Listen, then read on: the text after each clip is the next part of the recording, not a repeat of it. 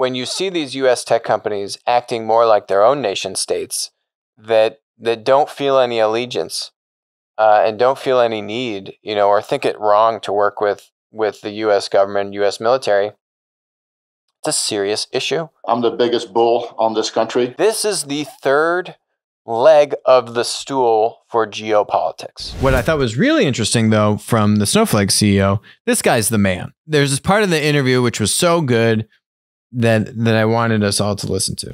Frank, you're a true American success story. If I have it right, you came here from the Netherlands in 1984, and now you're reportedly worth $1.8 billion. I know it's not something you watch, but a real success story here. Capitalism is really under fire in this country.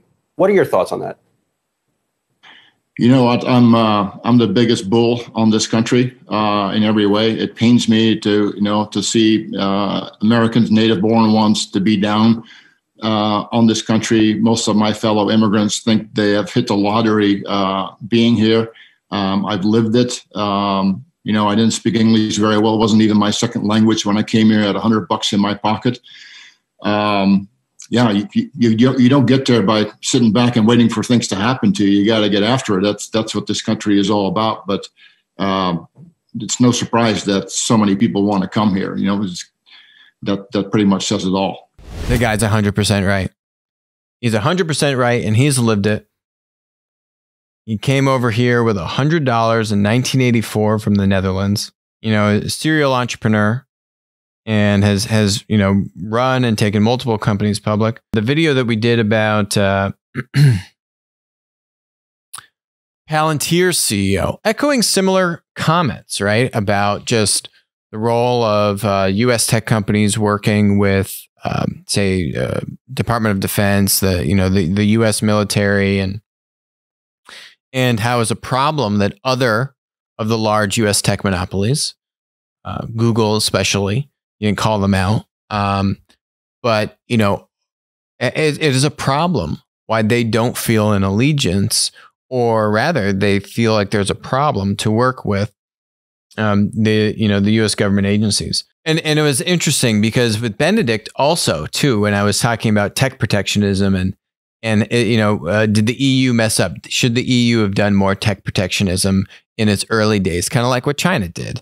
To help breed and prevent U.S. tech monopolies from coming in and just filling that void, filling that vacuum, and allowing your VC community and your tech community to build. As we've seen China play it out, I'd say it's worked really well for them. EU really didn't do it at all. U.S. companies are just about equally, if not in some cases more dominant in Europe than they are in the United States. It's just really interesting when you think about these large U.S. tech monopolies. Do these tech monopolies really identify as U.S. companies anymore? Do they really just see themselves as like their own nation state? Benedict was making the point that, every sovereign country, whether it's France or the UK, they have the ability to regulate how a business operates in its respective country. Yet when the United States decides to take action against WeChat and TikTok, somehow we have become, these horrible people. Why would we ever do such a thing? It seems so obvious to me why you would do it. Yet at the same time, when you have U.S. tech companies that don't want to work with the Department of Defense or the military, it's also fine. And there's real problems in this. And it goes back to what Frank's point here, which is that this country, the Constitution, the liberties, the rights that are afforded to us, enables us this sense of innovation and entrepreneurship and pursuing the American dream. This country is great. And we have a lot of things to be really proud of. And when you see these U.S. tech companies acting more like their own nation states that don't feel any allegiance, and don't feel any need, or think it wrong to work with the U.S. government, U.S. military, it's a serious issue. And it's really, it's not appropriate. And it just seems like a lot of folks kind of turn the blind eye or, don't make too much of a deal of it. But, to me, it's actually a much deeper fundamental concern about why that would be the case. Now, for example, if it would be the case because we see the NSA, the FBI, the CIA, imposing upon citizens civil liberties, spying on citizens, overstepping their boundaries as it relates to what information they can procure about Americans and how they do it. We've covered this many times, whether it's Five Eyes or more recently what we've seen with the presidential campaign stuff. These intelligence agencies absolutely have gotten way too powerful. Their access to data on American citizens has basically gone unchecked, and somehow they just know they continue to be expanding their power.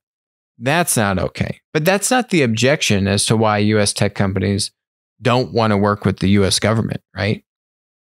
Instead, it's over these other, concerns about like morality or these kinds of things. And when you take a giant step back and you look at the role, again, let's bring it full circle to TikTok, the Chinese government using tech companies, whether it's physical tech companies, Huawei, software tech companies, TikTok and WeChat and the like, to enforce, their political opinion and will both inside of China and outside of China. This is the third leg of the stool for geopolitics. It is the economy, it is military, and the third leg of the stool is technology, whether both physical tech infrastructure and software.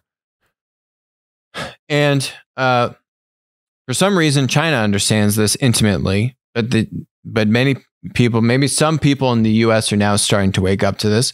But certainly, it has not reached a certain level of either awareness in the public to recognize that certain, that behavior is really inappropriate, and the moral pretense that the lack of cooperation is not engaged in, right? Those reasons why they're not doing it don't add up, and are in many cases just not well-founded or are not based in reality or what's going on. And instead, we need to see much closer cooperation between U.S. tech companies and the U.S. Government and military resources and all these kinds of things. And this idea of being a patriot, of supporting your country, right?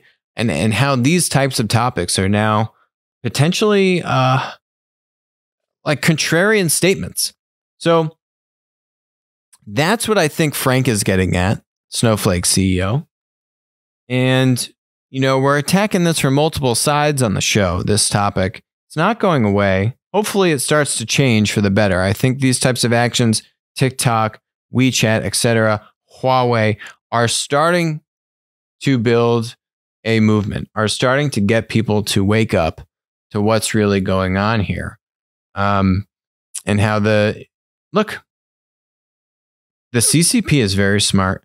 What China is doing is very smart. We've covered the 50-cent army. We've covered so many things that they're doing to advance their technology businesses, both in China, in India, in other markets, the U.S. They're very smart. Look at the tech companies they're building in China. I mean, you can't underestimate them as a competitor and as a military force, and what they're doing with the data and what they could do with the data and the influence. We've seen them wield the influence before. We've seen them take action on Hong Kong, both from a technology standpoint, economic and military standpoint. I don't know. It's just time for people to get smart and I think, support this country. If this country has helped you build a career, build a business, all these kinds of things that has helped afford to so many Americans, immigrants like Frank, native-born individuals and others. There's a lot to really be thankful for, to be proud of, and to continue to work with U.S. government agencies. With a caveat around using that technology to spy on American citizens. There are certain lines, But those were not the reasons. Those were not the pretense used as to why these tech companies don't want to work with the U.S. government. It wasn't around civil liberties and protecting Americans' rights. That was not, and has not really been the topic here. So we'll see where this goes. We'll see if some of these nation states, these technology nation states, feel differently. Maybe some of the founder-led ones, where you still have, you have less of that kind of like external manager, a Sundar, and maybe a little bit with like a Zuckerberg. But then again, you have Amazon, and Amazon really has not been a beacon for this kind of cooperation either. But I would say, Google probably being one of the worst. Hi, this is Alex from Winner Take All. Thanks for joining us. Hope you enjoyed the content. Feel free to leave a comment, ask us questions, and definitely make sure to join us on our next live stream.